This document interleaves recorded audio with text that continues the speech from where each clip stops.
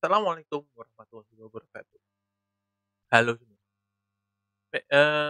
Pada video kali ini saya akan, mmm, coba untuk membahas tentang materi mata kuliah manajemen pengembangan teknologi informasi, di mana pada pokok bahasan saya kali ini adalah, project cost management.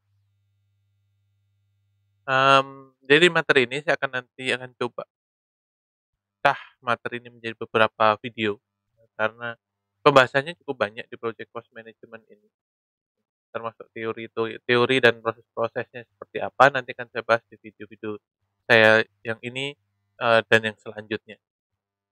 Tetap bersama saya di kanal Mas Donko. Oke, Boci.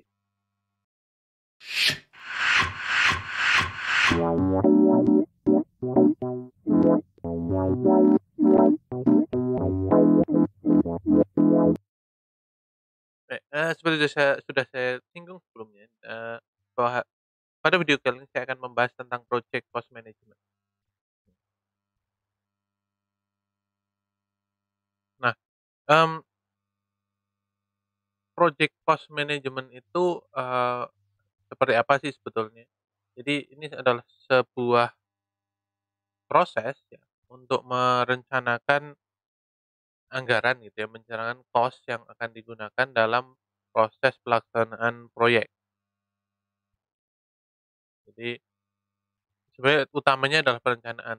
Tapi kalau kita lihat artinya, project cost management itu di dalamnya termasuk proses, perencanaan, perkiraan, estimating ya, budgeting, ya, proses menentukan budget, terus pembiayaan ya di situ, ya me-manage dan mengkontrol cost ya, sehingga project yang dikerjakan bisa selesai ya, sesuai target dengan budget yang disetujui.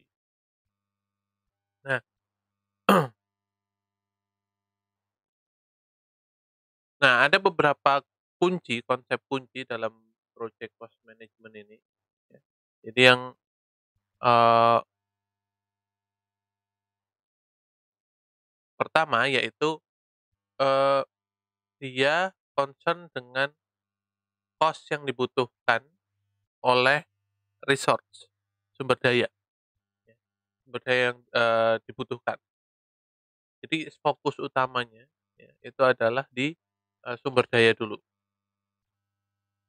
Tapi juga, eee, di proses project cost management ini, dia harus mempertimbangkan efek dari project decision atau keputusan dari sebuah proyek. Misalnya, ada recurring cost atau biaya yang selalu berulang untuk keluar, untuk memaintain atau mensupport produk, ataupun servisnya.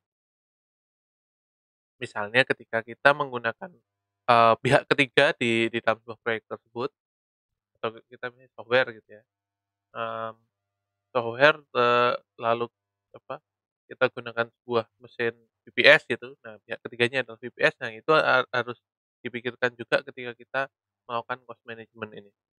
Karena kan untuk sewanya akan ditagihkan per tahun atau per 5 tahun atau apa.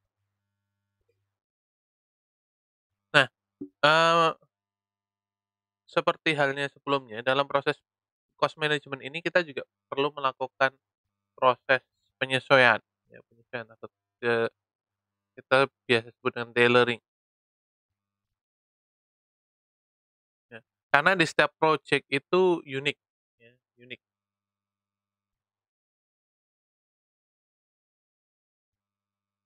Jadi perlu ada proses penyesuaian di, proses cost management ini. Nah, apa sih yang biasanya perlu lakukan tailoring gitu? Pertimbangan apa yang perlu dilakukan? Yang pertama ada knowledge management, ya. Apakah, eee, men organisasi itu sudah punya knowledge management dan juga financial database repository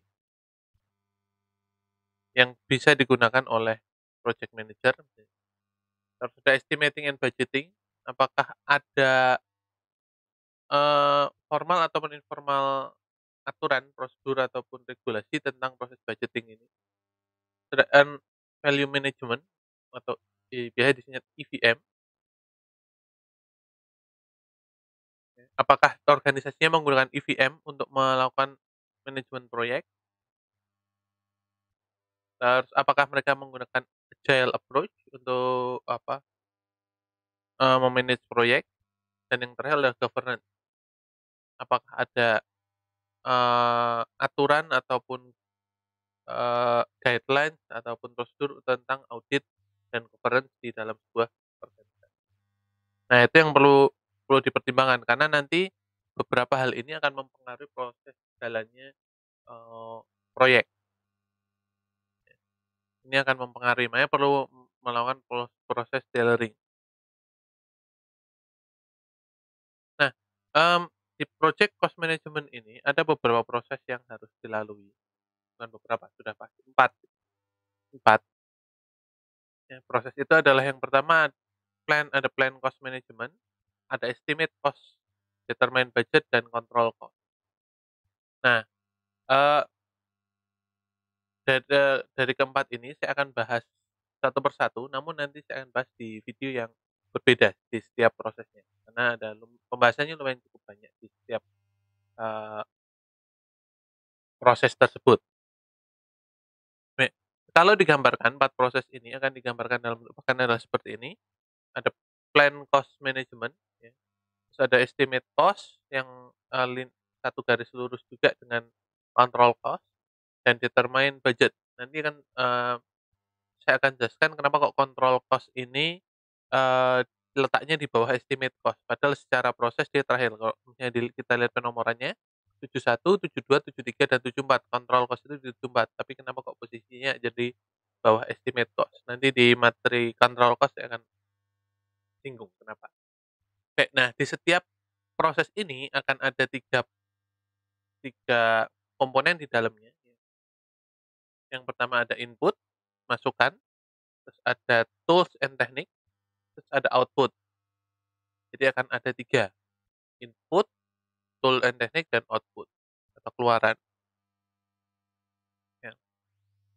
Nah, input ini berarti masukan dari, eee eee, kebutuhan yang diperlukan untuk melakukan proses, project cost management-nya tadi. Misalnya di plan cost, dia akan butuh project charter misalnya seperti itu.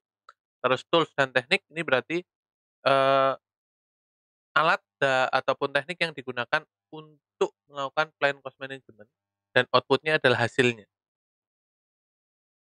Hasil dari proses plan cost management misalnya seperti itu. Nah, di setiap proses juga akan ada seperti itu, ya.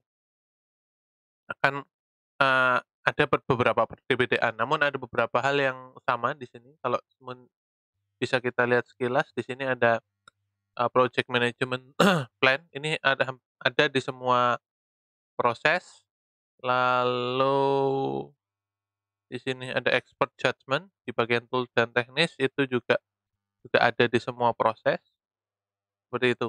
Jadi, eee,